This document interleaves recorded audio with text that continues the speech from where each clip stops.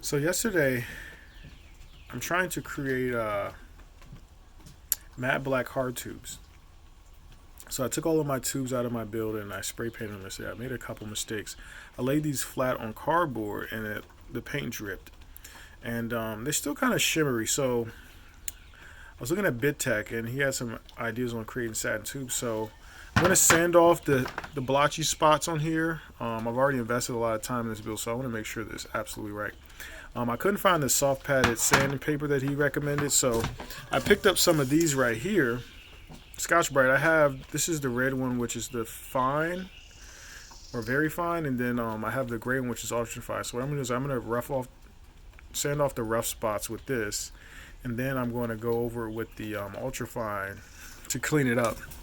So I've already did one of them, and this is what it looks like. So it actually looks pretty good just as it is right here. Almost looks matte black as it is. But once I sand this thing down, I'm going to go ahead and spray paint them again.